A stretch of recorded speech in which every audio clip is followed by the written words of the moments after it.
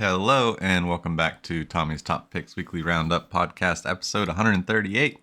I'm your host, Tommy, joined by John. How's it going? It's going. Lord of the Rings to 1K, right? Apparently. Glad I did not open that box like I was talking about the other day. I just didn't get around to it, honestly. Gonna continue talking about... Oh, we're gonna talk about that. Gonna talk Yeah. about some more Duskmorn spoilers. Gonna talk about Rosetta and Flesh and Blood and the world premiere going on in Tampa, Florida. And then we got some Twilight of the Republic spoilers that are kind of exciting, and we may or may not have gotten the hero that I've been waiting for. But yeah, I think that's all the things we just talked about that we were going to talk about. I think so. I agree. So where do we want to start? Do we want to play? I didn't play anything this week. I did some Magic, my weeklies, but that's really about it. It's World of Warcraft season, so that's where most of my time. So you're just done with cards. Forget cards. We don't play cards anymore. No, wow, that's not. WoW true. is life. That's it. That's cards are over. True. When work you sold is crazy, everything. When work is crazy and there's only time for one, and a new expansion launches, it gets the time. Yeah, totally. I get it. I also have not played any card games, or actually much of any games this week, because I was in Vermont climbing mountains and got a new record for ascent descent distance. So that was pretty cool. I enjoyed that. It was a heck of a hike. Really hurt my legs. I was sore and tired, and the next day I was also sore, not so bad. And then today I woke up, I was like, oh, I'm still stiff. Takes a while to recover sometimes. But it was fun. It was good. Get out of the state, get up in some mountains, and another trip coming in a couple of weeks. So that's exciting. Nice. But because of that, I did not play any cards. I did build some decks and work on that stuff a little bit before I left. And I did play Outlaws before I left, which I'm still enjoying. By the way, I know I told you last time it's a stealth game. Star Wars is still Outlaws. a stealth game. Yeah.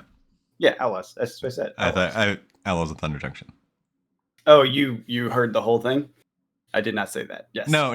I just that's where you went. Yes, I played Outlaws. Star Wars Outlaws. Sorry, reference from last week. It is a stealth game for sure, but as you progress, you can go in guns blazing in a lot of scenarios. So it does become a combat game, but not a full combat game. There's still areas where it's like if you interact with anyone, you have to stealth. So it is still a stealth game, but yeah, it is fun. I'm really enjoying it. I'm open to the galaxy now, so it's definitely a different game once that happens. Sweet. But yeah, no cards. On deck building, I am still working on my mono black deck to not be too hateful. I feel like that's hard.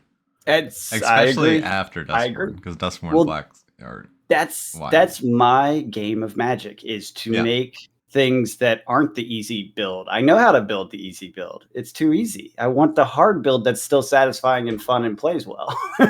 That's what I want. I want to do the weird thing like green control or black non-hand destruction or whatever.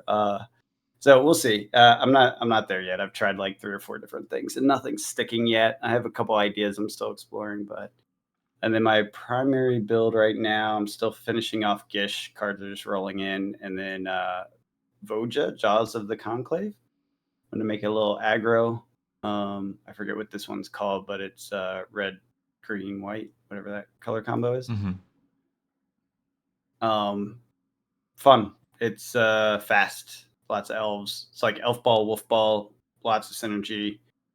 So yeah, I'm building that. Nice. Which I've worked on that deck a couple times, but I'm starting to feel like I'm narrowing down to the answers that I want for the build. So that's pretty much it in card gaming this week. Sadly, not too much. Yeah. What else do we want to chat about? Well, I heard the comment that there were going to be less legendary creatures in Duskmorn. And so this might be a better limited environment than past. But as I'm looking through the spoilers, there's a bunch of cards that just won't get picked. Like they're not build around, they're not signposts, they're just too expensive for limited. Essentially. So there will still be, there will still definitely be commander only kind of cards in this set. Yes, I agree. The thing I sent you, I don't think was trying to say It's not. Yeah. only. No, I Yeah, know. yeah, yeah, Yeah. yeah. Yeah. It's just less. So I guess There are less, the which is kick a good was sign. that there's less multicolor legendaries. Therefore, it's less focused on commander as a focus, I guess, or whatever. And so people in the comment section of that were saying, "Good, we need one that's a little more limited." Yeah. So, but you're looking at it from a limited eye. And you're saying it's not? No, I think there's a lot of great stuff to make a good limited environment. It's just with preview season they tend to push the commander cards during preview season, if that makes sense. Yeah, because that's why people pre-order and buy stuff Yes. Yeah. and whatever. Yeah. So I'm waiting for the rest of the set. Should be out soon, right? It's got Should to be. almost be done. Yeah, at this point. Should be. I mean, like cards like Doomsday Excruciator or like Meat Hook Massacre 2, like all these Mm-hmm. big power bomb cards. Valgaroth the Terror Eater. Like these are just cards that you aren't gonna have 9 mana unlimited by the end of the game. Well, maybe they're not focused on limited because again, that comment section is it's not commander. Didn't Right. say that it was necessarily limited. Yeah. Maybe it's pioneer. Maybe it's you know what I Sure. mean. It could be. It They could might be. be fixing other formats, and it You would did. just There's think one thing. Go ahead. you would just think with Foundations being the next set that this would, I guess there's two directions they could take it.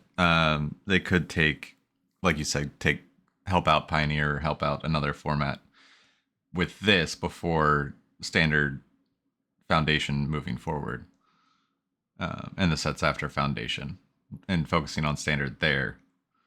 But I don't know. You would think that with the traction they got from Bloomborough, they would want to keep focus on standard. I mean, But is this but Bloomborough not wasn't really standard? a standard Yeah, I set. was going to say, This is is the this standard not set. standard? This is a standard set. No, I mean, but is it not focused for standard non-limited standard constructed? I'm seeing like there are some bombs that I could see going in, but Because those 9 costs, you can do that in a best of 1, best of 3. yeah, If you built around it. I haven't looked at the mechanics, so I'm speaking in vague terms. yes, yeah. There's just it's already a pretty fast standard format right now. Got it. From So it's just too slow for this. Yeah, and the control decks are either 5 color with what's that? Phyrexia 7/7 flying lifelink death touch everything. I don't know, but it sounds terrible. There's a 5 color deck that plays that and just wins when it plays it. That's had a form or another in standard since it came out, and nothing. That's kind of like the ramp up into big thing control deck. And then gotcha. The other one is that black deck that I've been playing where you just discard everything out of people's hands as controlling. Well, and maybe this is a gimme set, i.e. it's not, heavy focused on new commanders and stuff like that, but also it's not any particular one thing. Like maybe it's not limited, maybe it's not standard, maybe it's not pioneer, maybe it's a little bit of everything for everyone. Therefore, it's not kind of constructed in a singular mindset. Because I did notice in the early days, but this happens often in the early days of preview season, that the cards themselves it felt like they slotted into stuff that never got fully expressed in previous sets. Like there was one that helped with flipping over, right? The dredge thing. So that helps with the MKM set. There's one that helped with Disa in the graveyard. Now, granted, that's just Jund things, which is pretty common to get a card that helps with that. Right. But there's one that was very, very specifically helpful to that deck. So that touches on modern, at least the commander. And then what was the other thing I saw? There's a bunch of things. There's a handful of things that basically felt like they fit into. Oh, there's an assassin that fit with the Assassin's Creed stuff. There, you know what I mean? It felt like they were kind of filling in the holes that were left in the previous sets. Not that Assassin's Creed had any holes. That set is still bonkers. But anyways, so I'm wondering if it's one of those like, okay, we'll backfill in because guess what? You can put anything into a set about a horror house. True. You know, it's like a wild card set that lets them kind of fill in gaps and it's on theme, quote unquote, because it's just a monster. Right. Right. So I don't know. I could be wrong on that, but that's a guess. It feels like it could be that though. We'll see though, because I feel like I often in early preview season see like 5 or 6 cards. I'm like, oh, that fits with this thing and that fits with that thing. What do you think about the lands?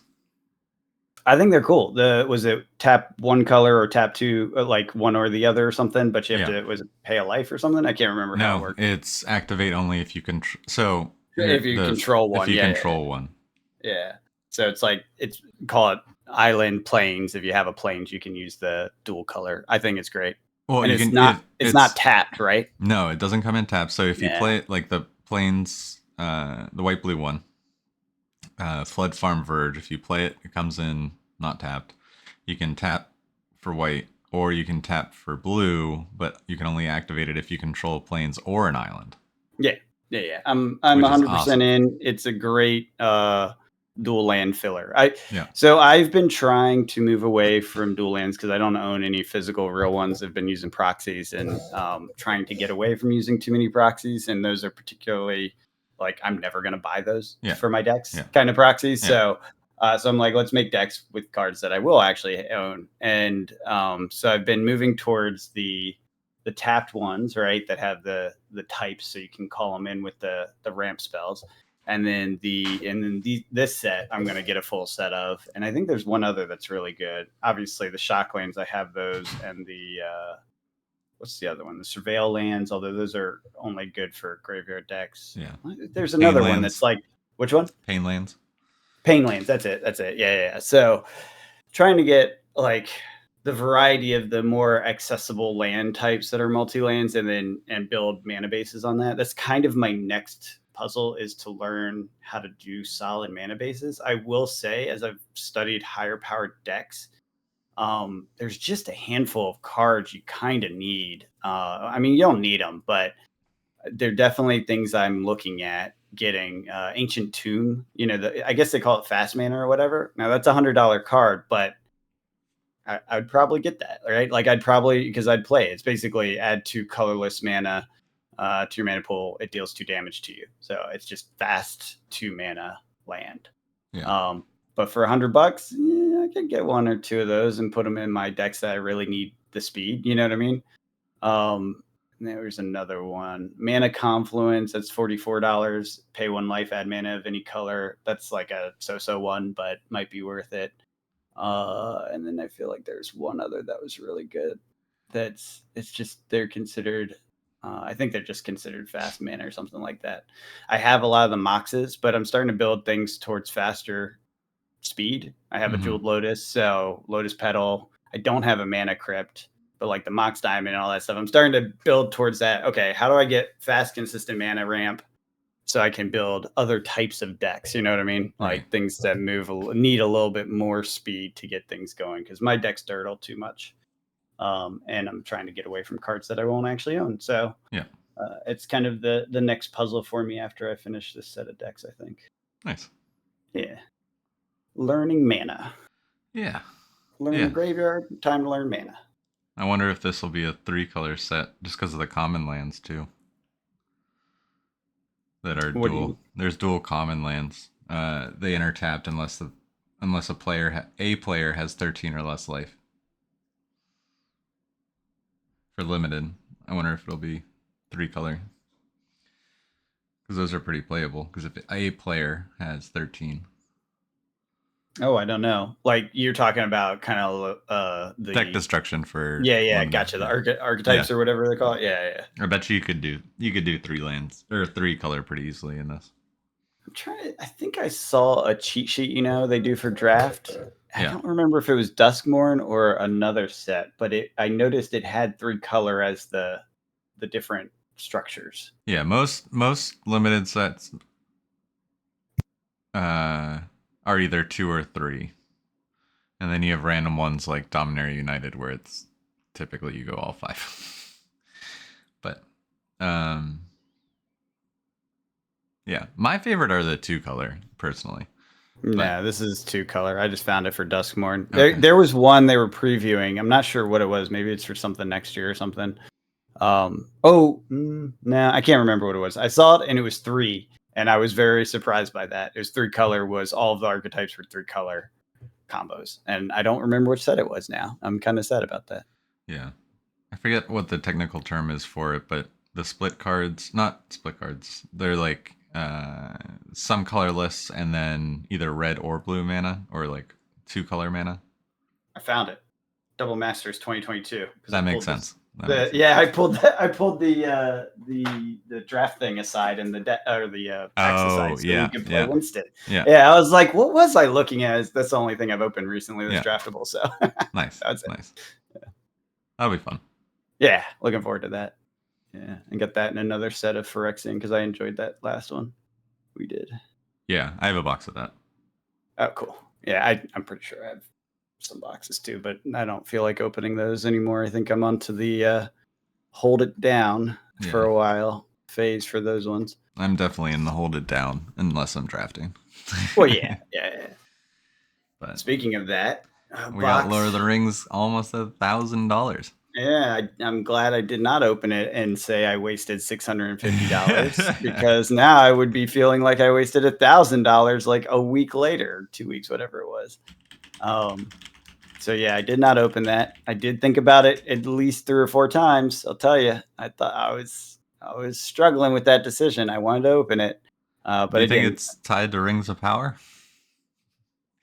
Oh, I don't know. That's a good question. I mean, yeah, might be. It's timing. And, you know, Fallout did crazy things when the Fallout show came out. It's true. It's true. And I'm enjoying the Rings of Power series so far this season. I really like it. Yeah, I am behind, unfortunately, but enjoyed what I saw. They are making some drastic changes, but they're limited to the source material and Lord of the Rings, not the source material specifically. Yeah. They have the license to use the world, but they can't use anything from the Silmarillion books themselves. Yeah. Which that's really hard to build story around. Yeah.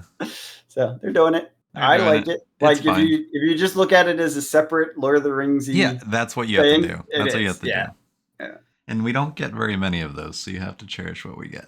I'm loving it, honestly, because I go in a little blind that way and just kind of take it at face value and go with it. And so far, I've been enjoying it a lot. Yeah. But yes, that may have spiked the price. $1,000 box, huh? It did not actually current. sell. Yeah, 822 current. Yeah, the highest it sold. It says 1,500, but if you look at it, it's 2 boxes. Yeah.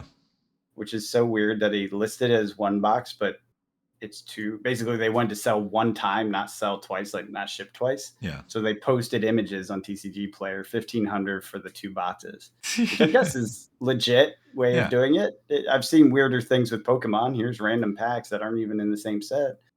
I bet a lot more got listed though. Yes. It absolutely did. Yeah, I think the screenshot on Rudy's thing had like 4 left or something. Yeah. So once that went up, a lot. Yeah, there's a lot left now. 3 pages worth. So it is not done with yet, but it is definitely that next phase, ramp up in price level. Yeah. Which is putting it in that 800, range, we'll call it. Yeah. And then you have the original Lord of the Rings at 600 almost. Yep. Just about. Yeah, that's been holding steady too. Just sitting on sealed product. Modern Horizons 3 even. It's almost back up to 400. Yep. It's there's quite a few of those things that I grabbed. I just grabbed that case of Double Masters, if you recall. Mm-hmm. There's not much of that left. It has not moved up yet, but it won't be long. The hard decision for me is, because I do like opening packs, do I crack the case and like steal a box or two for myself and just sell the rest as individual boxes, because the boxes aren't close to going up yet. That'll be a while, but the cases, yeah, the cases are. So it's like, how patient am I? How greedy am I? You know what I mean? Yeah. Like, there's a lot of factors here to It's a decide what to do. constant basis. It really is a challenge. I put it in part of the shelf where it's like not going to be seen, so hopefully it won't tempt me. Yeah. And I forget about it, and then it goes up, and I'm like, oh yeah, I forgot I had that, and I can just sell a case and be done with it and make some good money. I think it's a reasonable chance, but yeah, it's a challenge of patience and all the rest. Yeah. Absolutely.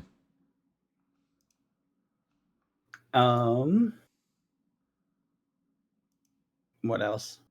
Star Wars. Star Wars. Yeah, we got a bunch of Twilight of the Republic. Spoilers. Set 3 is, I guess, coming quick approaching.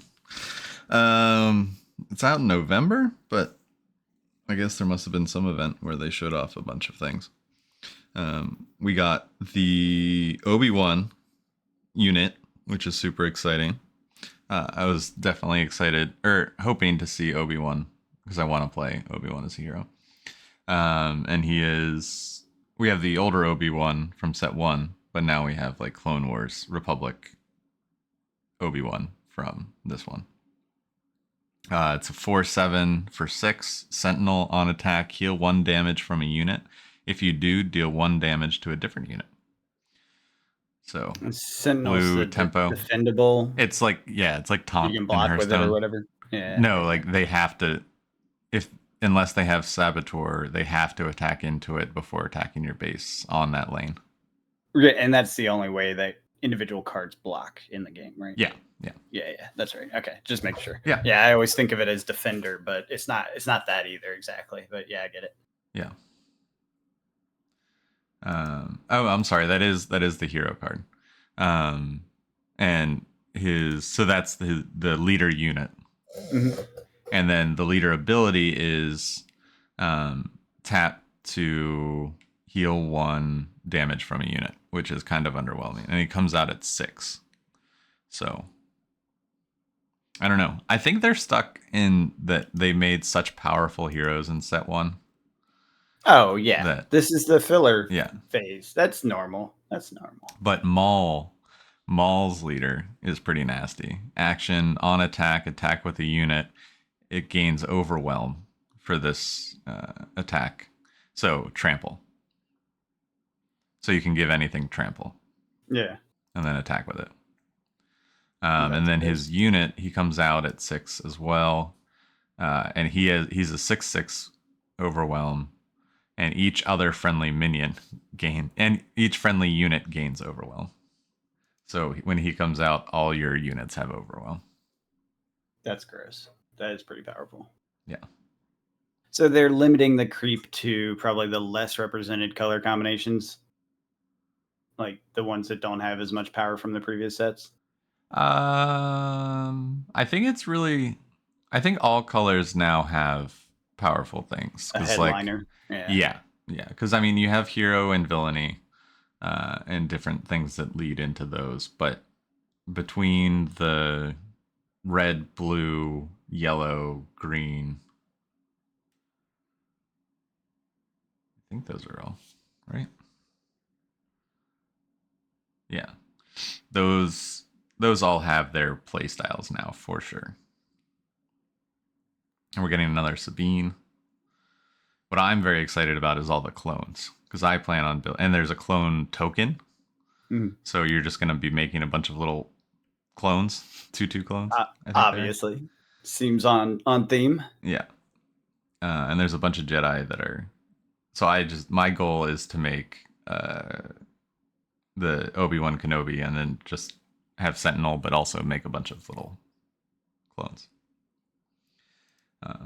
That seems fun. There's a bunch, like obviously being during the Clone Wars, there's a bunch of Jedi cards. Right. Kiadi Mundi is a 5/7 coordinate. So coordinate is when an opponent plays their second card each phase. You may draw 2 cards. So That's gross. Yeah, it's like, go ahead, play 2 cards. Because he comes out at 5. So by turn 5, most people are playing 2 cards. Yeah, that's gross. Another key thing, a big thing, is we're getting rare lands again, or rare bases with different amounts of health. So we have Okay. the yellow one. So typically in set 1, right, we had Yeah, the I standard 30 remember. base Was that healths, and then we had the good though? 25s. There was one that was really good, and then there's one that was situationally good. Okay. Like if you needed a green base to work with your hero, you ran the 25 energy conversion lab pretty much every time. But then the red one, Tarkin Town, that one you play in only like the hyper aggressive decks. Like I play it in Kylo. Got it. Because you can finish it before your base gets wrecked. Yeah, and it helps you kill that one annoying thing, that one sentinel or whatever that's in your way. But Gotcha. these have 20. This one has 26 health, so not 25, which is a little weird, and does not have an activated ability either. It's each leader unit you control gets +1 attack. That's it. So that What qualifies as a leader? Is that just a your unit tribal? when you flip it over? So it's your main commander, guys. Yep. That's a weird wording. Are they trying to support that two-headed giant format? Well, it might. Yeah. So that's what I was thinking. Is this is that commander format? Got Twin it. Suns. They're So trying now to push you that get a little bit. both Yeah, of them. I like it. I am still interested when that becomes a thing. It's probably not enough card pool yet, but when that becomes a thing, I will take a look at that because I do like those formats. Yeah. What else? Yeah, like there's Batch Brothers. It's a 2/1 for 3, but when played, create a Clone Trooper token. And then you have overstated. So there's 2 tokens, right? There's the Battle Droid tokens, and there's the Clone Trooper tokens. And then because you also have cards like Jesse, which is a 4/4 raid 1 for 3, which is crazy overstated. But when you play it, an opponent creates 2 Battle Droid tokens. So there's a way of just giving other ways to balance things out. Yeah. Group hug. Yep. It's fun. Yeah, and then you have like Savage Oppress. When 7/7 and when played, if you control fewer units, ready this unit. There's a lot of these that I can see being for Twin Suns. Because the way they word it, if you control fewer units, including this one, then an opponent. So just one opponent has to have less than you, and then you can get this 7/7 out and ready. That's gross. Okay, yeah, they are. It sounds like they are kind of setting the stage for it then. Yeah. And because so after this set, this is the set that they're increasing the deck size of Twin Suns to the full deck size. Oh, okay. So this is literally part of the plan then. Yeah. I didn't realize we were at that point already. Yeah. Oh, okay. Okay. Yeah, that makes sense then. That's cool. That is really cool. Yeah. Keep an eye on that a little bit. See if I can find some subreddits to read about what people are building. On SWDB, they have Twin Suns as a category. Yeah, but I'm not gonna. I don't know. I want to read people's back and forth about it. I don't know enough. I don't know. You may not. The database won't help me. You may not find that. Is what I'm saying. Yeah, that's what I'm saying. Yeah. I'm waiting until it's a thing. Yeah, like it's not a thing yet. When it becomes a thing, then I'll actually care because then I'll be able to like get engaged in a different level first before I actually dive in and think about getting cards or anything. Yeah. There's Death Rattle and a couple new keywords, like coordinate the new keyword. When does this one come out? November. Okay, so we got a little time. Yeah. What is the release schedule for everything right now? It's like a million things going on. Well, for Star Wars, we got November. October for Sorcery. October for Sorcery. End of September for Duskmorn. I think the official release is the 25th. Okay, and then Rosetta's 27th. Right now or next week, I guess. Rosetta's next week. The pre-release is, or is the pre-release next weekend? Whatever. It's around now, basically. Yeah. Yeah, because the world event is world pre-release is this weekend at Tampa, where we have some friends playing. Oh, right, right. And they do that before the pre-release weekend. And then pre-release at the shops is next weekend, which so I'm away for. Because I would have gone to this one, actually. Yeah, it does look good. It looks fun. It does look interesting. But I'm away, so going to miss that one. Which is a shame, because this is one I'm kind of interested in the limited format for. Just because bring back the Tails feels, but hopefully a little more balanced. You looked at the cards. It's yeah. It's yes, Wizards and Rune Blades. Yeah. You think it's gonna be balanced? No, it's gonna be nonsense, which will be great. Yeah. No, as in like it doesn't have the no AB problem.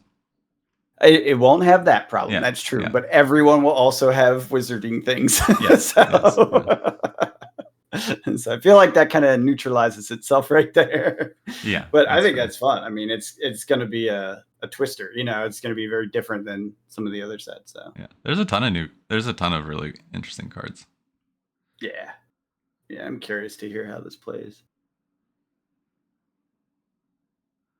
Yeah. And then I don't think there are any other big releases. Foundations will be further out. Yeah, I think that's November. December. Is it? Okay, yeah, it's one of those.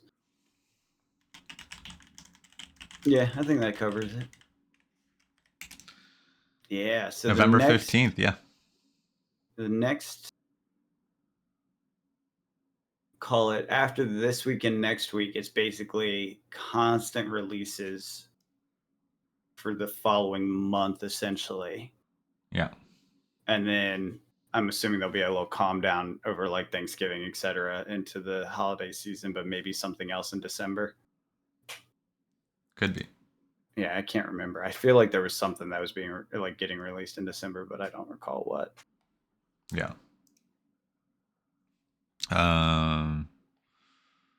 December? Is that the next Pokemon set? Or was it one of the Magic like side sets? Not. Oh, probably. There's a Magic set. You know what I mean? Yeah, that's right. Because there's something every month. Yeah, I'm pretty sure there's a Magic something coming out in December, but whatever. Like it wasn't something we're like main focus. Stellar Crown, the new Pokemon set next week. Yep. Pokemon's still Pokemoning. I don't regret not buying more cases of stuff, but I'm glad that I participated a little bit. Put it that way. Yeah. Yeah. I'd say so. I don't want to. I wouldn't.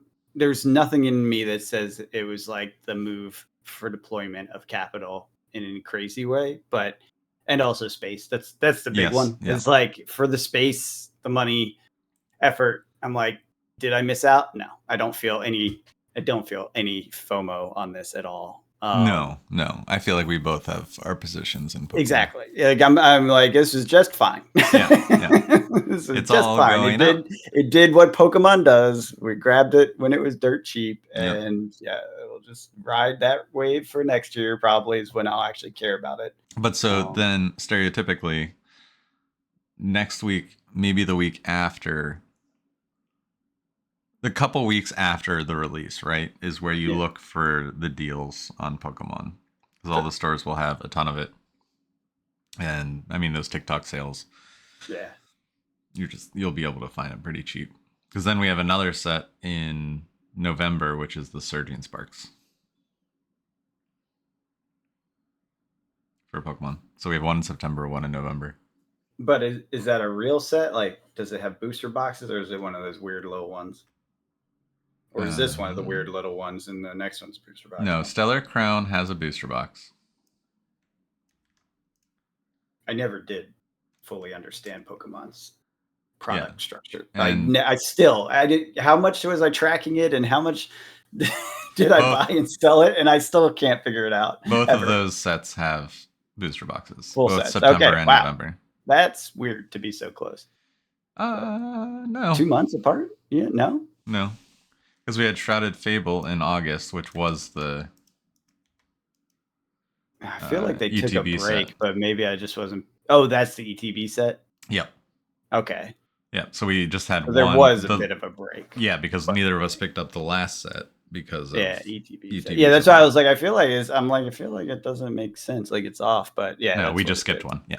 Yeah. ETB sets. Yeah, because neither of us picked that up, I don't think. No, I have enough ETBs. I have too many ETBs. I'm down to like 4, 5.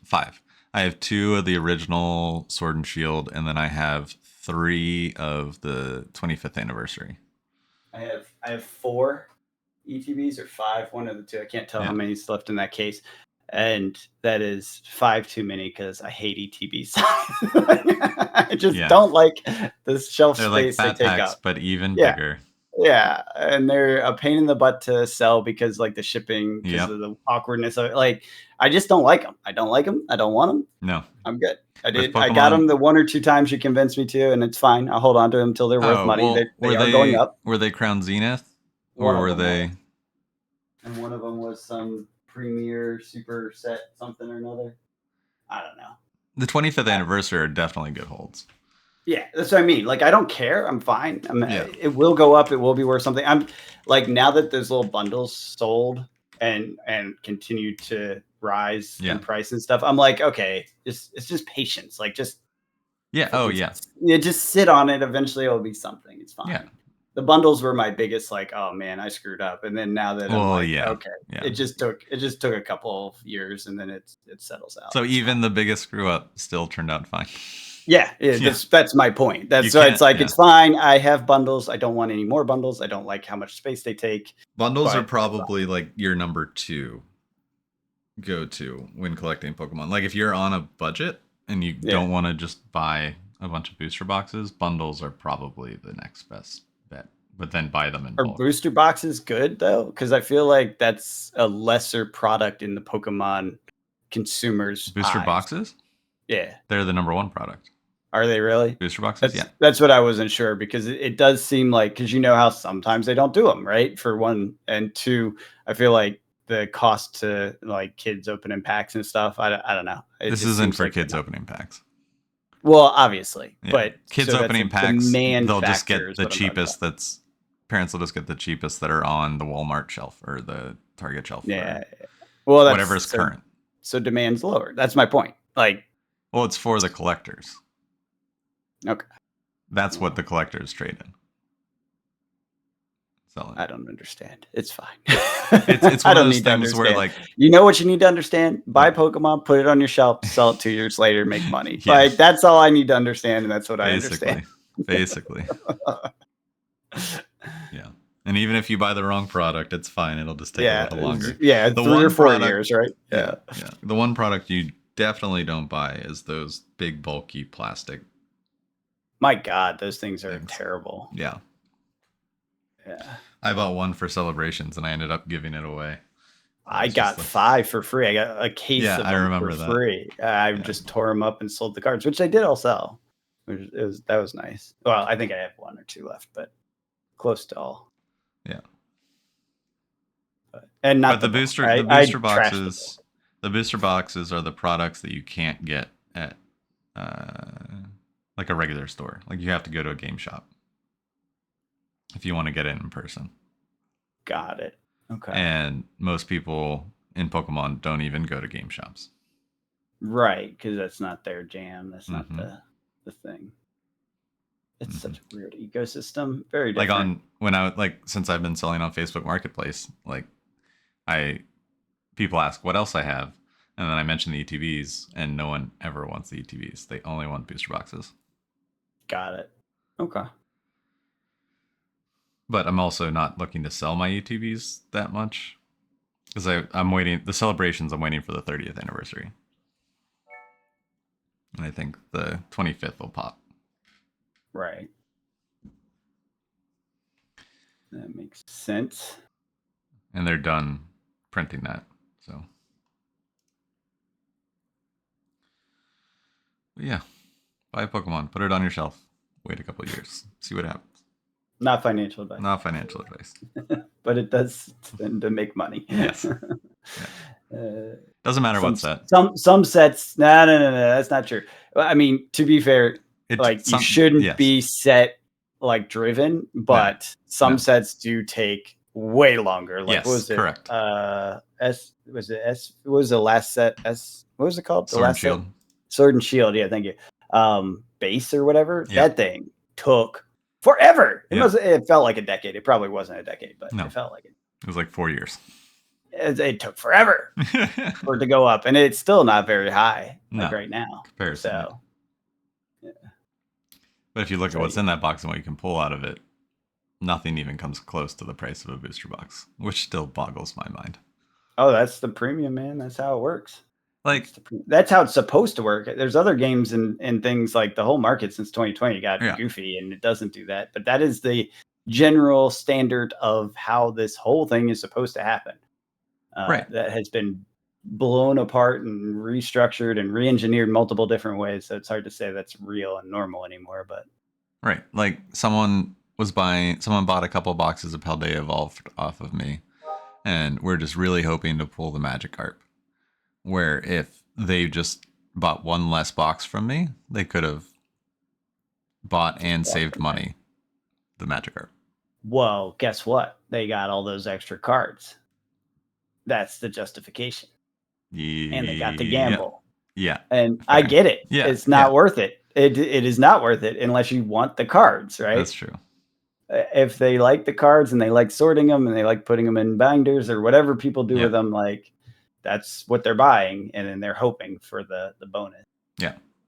Which I get it. I do that with some things. I definitely open boxes that don't make sense to open for 1 or 2 cards because I want other cards in there too, but I don't care enough. Like there's nothing particular. It's just like the set. Like when I was trying to build a Phyrexian deck, I opened Phyrexian boxes specifically because I needed more Phyrexian cards. Plus there's 1 or 2 I really wanted and I did get it. And I was like, yes, super good. Yeah. And that feels good. Yeah. But I do get it. Yeah. It's also not efficient. Just buy single. Yeah. If you're looking for a single card. Speaking of a single card, I did want to call out there's Star Wars, one more Star Wars card I want to talk about. It's called Hello There. Yes. And it has Obi-Wan attacking a droid. And it says, choose a unit that entered play this phase. It gets -4/-4 for the phase. Ooh, that's really good. Like, hello there. You're dead. You're dead. That's fun. I like that. Yeah. So they play something and then you respond with that. They definitely design the sets really like theme driven, really like it feels very Star Wars. They do a good job with that. And I love that a lot. Even when I only played that a little bit, I still felt the Star Wars feel to it, which is, that's what you're looking for with a Star Wars game. Yeah. I don't think it's hard to achieve. I think most Star Wars games get that somehow because that's, it's Star Wars obsession, but I'm glad they have stuck with it very well throughout. Yeah. Yeah.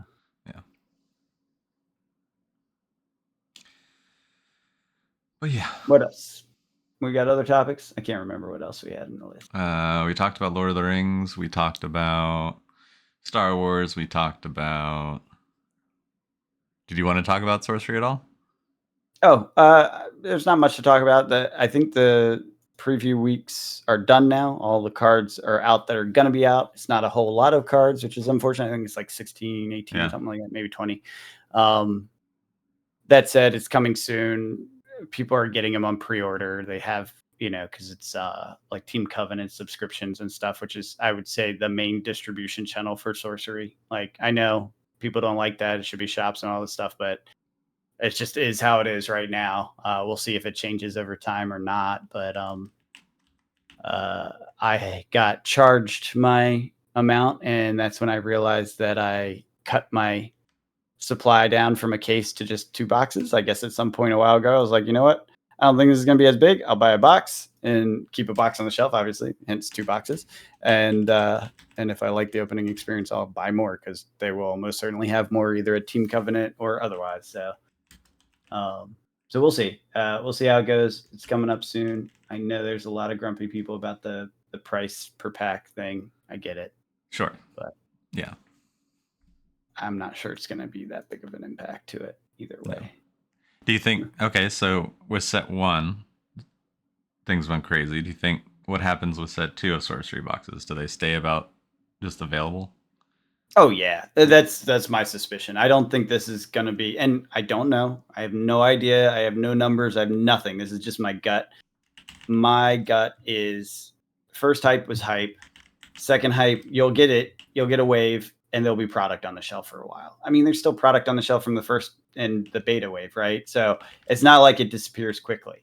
It does go up, and it does tend to hold value pretty well. I can double check. I haven't looked at sorcery prices in a while, but the last time I looked, everything was kind of where it's been for a while. It shrinks down a little bit because new set coming, all that, but nothing shocking. And yeah, this is not one of those crazy. It's not a collector like liquid market game. It's a collectible from a I want a full set of the art is beautiful sort of collecting game. You know what I mean? Yeah.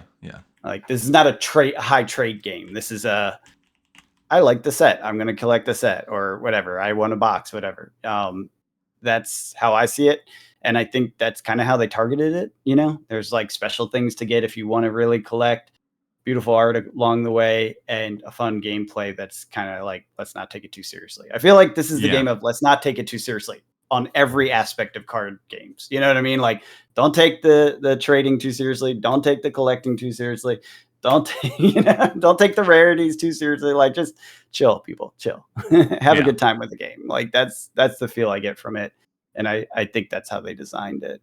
So no, I do not think this is going to be a set that is sold out within a week and, oh my God, no one can get it. Are they going to do a second print run? None of that. I don't think any of that's going to happen this time. Yeah.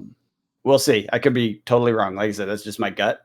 But I think the price adjustment alone will have a depression effect on demand.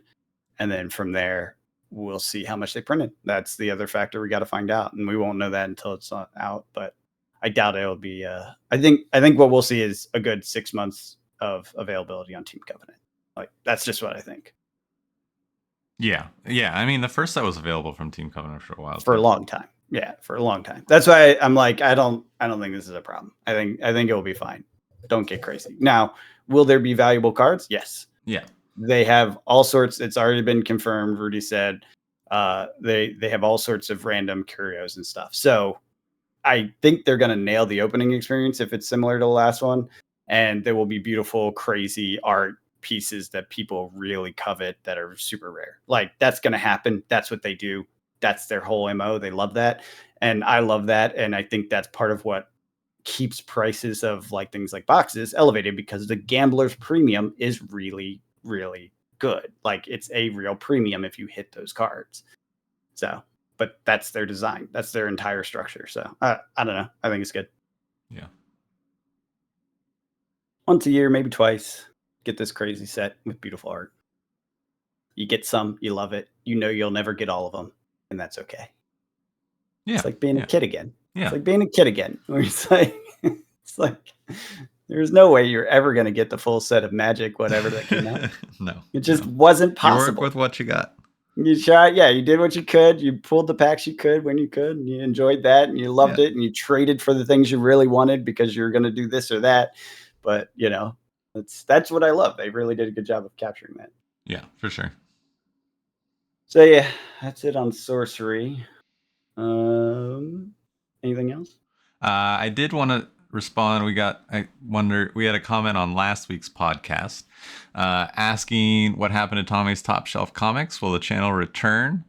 They missed the videos and thought they were great information for new and existing readers interested in upcoming material. I have not talked to Murphy, but yes, there is a plan to bring it back. Both of our schedules got very busy this summer, and it was just very difficult squeezing that one more video a week in. But end of September, early October, our schedules are going to be a little less stressful, and I would expect to see a return to Tommy's Top Shelf Comics end of the month, early October. So yeah, awesome. Just wanted to say thanks, and it's appreciated, and I do miss doing those videos. It was just, there's a lot going on, and we're almost through it. But I appreciated the comment, so I did respond if you didn't listen or make it this far in the podcast. But unless someone else was wondering what happened to... yeah. So, always nice to get those appreciative comments. Yeah, for sure. We do it for ourselves. We do it because you guys enjoy it, and that's pretty much how it continues to be. It's funny, like, we don't go up, we don't go down. No, we just kind of stay flat. We stay where we are. We don't care. We lose a couple people here and there, and it's fine. And we gain a few people here and there, and it's just like whatever. Yeah, we listen. We put together this podcast every week because we want to, and because we know some people listen to it, and we appreciate those some people. Yeah, for sure. So, yeah. Oh, and if you are a newer listener and didn't know that I had a comic book channel, it's Tommy's Top Shelf Comics. You can go and subscribe, and when we upload a new video, you'll know. So, if you're interested in comic books. But yeah, I think that's all I got. Cool. Same here. Oh, another fun fact. Random if you made it all the way this far. And I didn't talk about World of Warcraft this entire time. Good job. But thank you. There is the new Earthen race, which is a stone dwarf race that's both Horde and Alliance. You can pick which side you're on. But they have a racial trait that increases the amount of XP you get from exploring a new zone or a new part of a zone. And so the optimal way to level them to max level is just to fly around all of the old zones. And it takes about 6 hours to get to level 70 by just flying around. I kind of like that because I like exploring. Yeah. You can literally just jump. They start at level 10. Yeah. You jump on your flight, which you can do right away. And then you just fly around the old zones. And then you're max level and ready to do the new content. Yeah, I do like that, but at the same time, I feel like that's terrible. Yeah. You do not have to do it that way. Yeah, I get it, though. I get it because, there's people that just want to wander around. That's fine. It serves that. It's also a game that's been around long enough where, like, you do those edge cases where it's like, okay, who cares? Who cares if some people get to max level wandering around? Like, it's fine. Yeah. Well, this is just the new content. Yeah, I get it. Yeah. But I just thought if they released or did that early on, people would be like, "What? That's BS! You can get to max level with just a But at this stage, it's like people that have had their 70th character. Yeah, exactly. That's who you're serving. Is the crowd that's been there for a while, and no one's upset by these weirder cases. Well, yeah. Now every max level you have increases XP gained to your other characters by 5% up to 25%. So when you hit your first 80, your second one will level 5% faster, and then the next one 10% faster, up to 25. So each one will be faster. Yeah, that's wild. Yeah, definitely changing the way the game's structured, but that's where they are. I'm surprised they haven't ended it yet, but I guess they can't come up with something new. They just started a new trilogy of expansions. I know, and they were gonna end this world like 3 times. The next patch is the 20th anniversary patch. Yeah, that's what I mean. It's a video game that has been around for 20. Name another video game that's still getting content 20 years later. There's one that's 30 years old that's still on its MMO that came out before WoW. And it's still getting regular content? It is. Which is that? It's called Anarchy Online. Oh, Anarchy. Okay. Well, first 3D MMO or whatever, I guess. And there then are not many. No, there are not many. It's true. It just went free to play, like, I don't know, maybe a couple of years ago, but it's still getting new content. It's the one that I modded for, like I was in the mod team. That was wild. That was back when there's role-playing in online role-playing games, Imagine. Like, the GMs actually had to role-play. Yeah. It wasn't just like ticket, support and stuff like that. They would teleport to you and deal with you in game. Crazy. Yeah, it was fun. It was wild. Like, it was a weird time, and it's still alive. One of my buddies sent it. He's like, "Look at this throwback," because we all played it when it first came out, and I was like, "What? That's still alive!" And this is the 25-year anniversary of it, And that was 5 years ago. So, yep, it's been going for a long time. Yeah. Cool. Well, that's all I got. Until next week, we'll catch you guys later. Have a good one.